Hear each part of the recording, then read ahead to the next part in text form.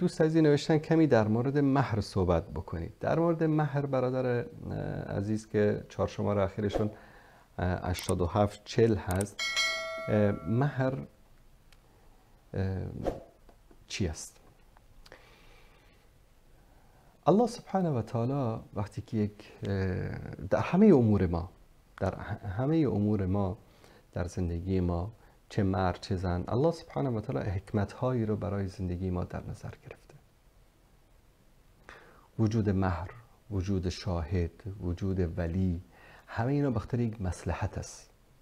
به طور مثال چرا باید در نکاح مثلا ما 2 نفر شاهد وجود داشته باشه؟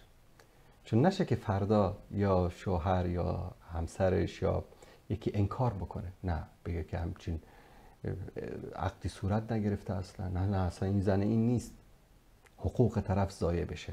به خاطر همین 2 تا شاهد باید باشه. ولی چرا باید باشه؟ گاهی اوقات بعضی از دختر خانمایی هستن که بدون رضایت پدر یا به خاطر فشاری یا به هر دلیلی میرن ازدواج میکنن و بعد از مدتی پشیمان میشن. به خاطر همین وجود ولی مثلا یکی از شروط نکاح محسوب میشود. مهر چیست؟ مهر در حقیقت از نگاه اجتماعی که بخوایم ببینیم یک ضمانتی هست برای زن. مبلغی از مالی است که زن خودش تعیین میکنه. زن میتونه بگه $100، میتونه بگه $1، میتونه بگه 1 جلد کلام الله مجید، میتونه بگه 1 سکه طلا، میتونه بگه 100,000. این نیست که مثلا در خانواده ها طوری معروف است که مهر تعیین میشه، یا در اصطلاح افغانی قلین میگن، تعیین میشه برای یک عروس خانمی، بعد پدرش میاد اون پول رو میخوره و حیف و میل میکنه. نه، اینطوری نیست در دین. این پول حق عروس است. هیچ کس حق تصرف در این پول رو بدون اجازه عروس نداره، حتی پدرش، حتی مادرش، هیچ کس. این یک نوع ضمانتی است که در نزد عروس میمانه. چرا این حکمتش چی است؟ احمد با فاطمه ازدواج کرد.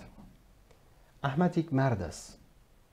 فردا میتونه وقتی که فاطمه رو طلاق داد میتونه بره با زهرا ازدواج بکنه، با مریم ازدواج بکنه، با یک زن دیگه ازدواج بکنه. زن در همه جوامع، حالا بعضی زنها نه زنها میتونن، درست میتونن هر کار، حالا اینجا مثلا میخوان در همه چیز هم پایه مرد باشن، اما فطرت زن اینطوری نیست. زن حساس تر است. زن زود دچار مشکلات روحی روانی میشه بعد از جدایی.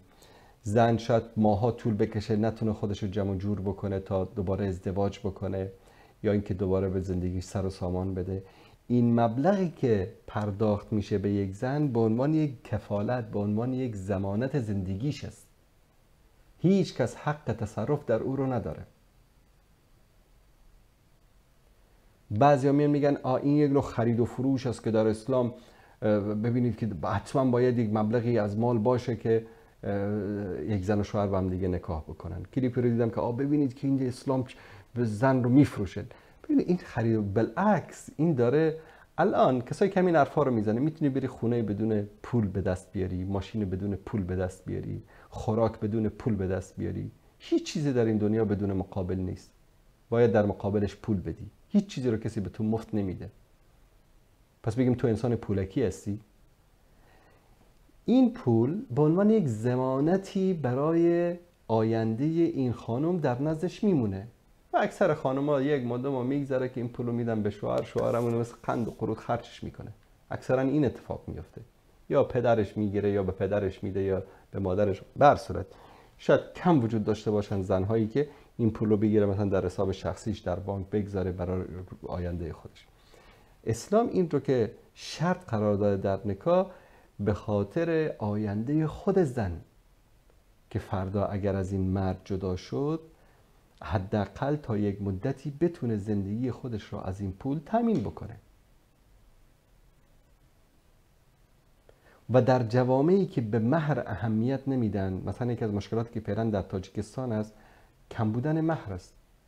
طرف میاد از روسیه با $200 ازدواج میکنه، $200 میده یک زنی رو میگیره، بعد یک مدت خوشگذرانی میکنه، بعد اونو ول میکنه میره در روسیه یک زن تاتار دیگه میگیره یا یک زن بلاروس دیگه میگیره یا یک زن روس دیگه میگیره، با اون کیفشو میکنه. این بیچاره اونجا مونده. اما اگر این مهر مثلا $10,000 باشه، طرف یک 2 سال 3 سال زحمت میکشه $10,000 جمع میکنه، بعد میاد مهر میده به این دختر. این دخترم این پول رو میگیره میبره در خونه حفظش میکنه، در بانک پیش یک انسان معتمد نگه میداره.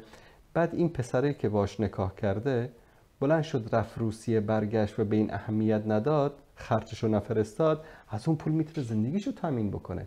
ثانیاً اونی که 10,000 آورده اینجا داده به مهر، دیگه به گرفتن زن دیگه فکر نمیکنه تا وقتی که مثلا رو بخواد بره یک زن دیگه در تاجیکستان بگیره، باید 10,000 دیگه پیدا بکنه.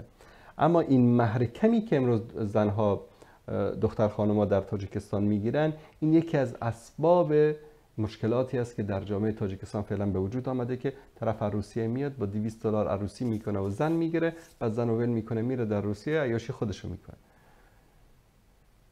بالعکس مثلا در جامعه افغانی کمتر این چیز وجود داره. چرا؟ چون مهر زیاد است. طرف مثلا 200,000 100,000 افغانی، یعنی چیز معادل مثلا 12,000 $13,000 مهر میگیره. طرف نفسش میبره تا مهر رو جمع بکنه. وقتی که او ازدواج کرد دیگه فکر اینو نمیکنه که این زن رو طلاق بده، فکرش هم تصورش هم نمیکنه یا بره مثلا این رو ول کنه بره یک زن دیگه بگیره، تصورش هم نمیکنه. چرا؟ چون نفسش میبره تا دوباره بره مثلا اون پول مهریه زن دوم رو تهیه بکنه. به خاطر همین مثلا نسبت طلاق به این شکلی در افغانستان کمتر است، در تاجیکستان متاسفانه خیلی زیاد است. و این یک حکمتی است، یک مصلحتی است که الله سبحانه و تعالی برای زندگی ما در نظر گرفته.